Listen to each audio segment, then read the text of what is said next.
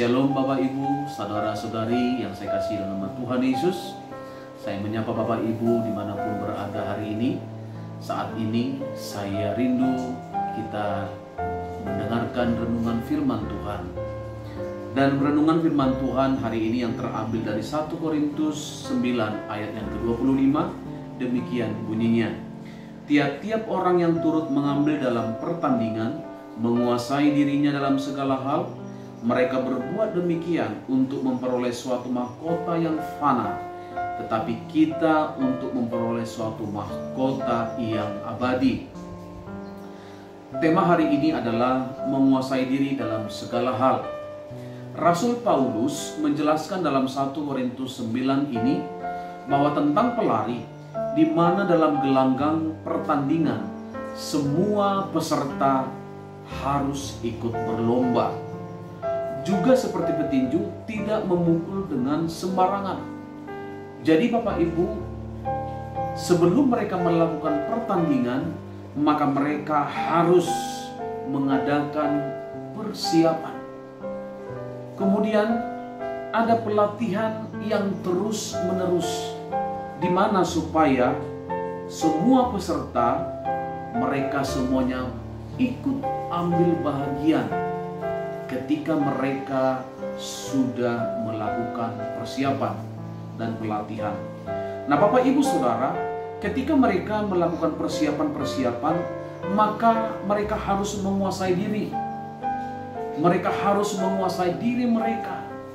Dan menguasai diri ini Saudara perlu dilatih dalam hal seperti pola makan, jam istirahat mereka, menjaga kesehatan mereka, jadwal latihan mereka, bahkan supaya mereka dengar-dengaran taat kepada pelatih, supaya mereka juga disiplin. Tujuannya apa Bapak Ibu Saudara? Supaya ketika mereka bertanding, mereka menjadi pemenang. Tetapi Saudara, untuk mereka menjadi pemenang, mereka harus latihan. Mereka harus punya persiapan. Mereka harus menguasai diri. Itu sebabnya saudara yang kasih dalam nama Tuhan Yesus, walaupun pada akhirnya mereka menang, dan pastinya mereka akan menerima hadiah. Memang hadiah yang mereka terima adalah mahkota atau hadiah fana adanya. Tetapi Bapak Ibu Saudara, bahwa apa yang mereka perbuat, apa yang mereka lakukan, selalu ada hasilnya. Nah itu sebabnya Bapak Ibu Saudara, kalau untuk hal yang fana saja mereka harus melakukan dengan sungguh-sungguh, apalagi untuk kekekalan. Sebab Paulus berkata, tetapi kita untuk memperoleh suatu mahkota yang abadi.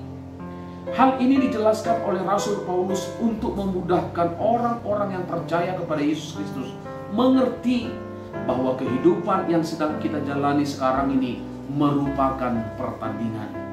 Hari ini kita juga sedang mengalami pertandingan.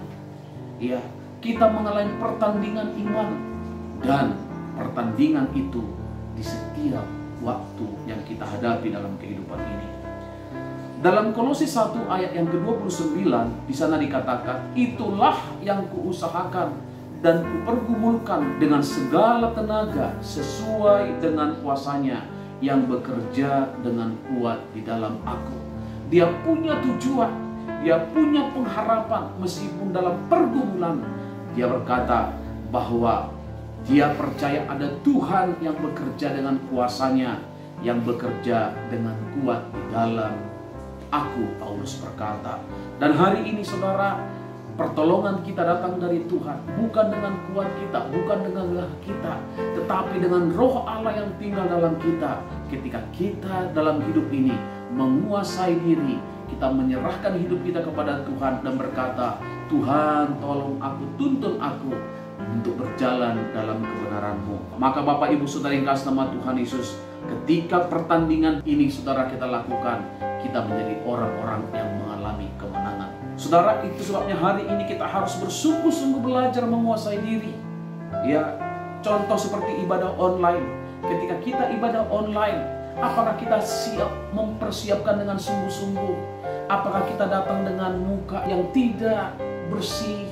Apakah dengan baju yang apa adanya? Datanglah kepada Tuhan dengan persiapan. Itu namanya menguasai diri.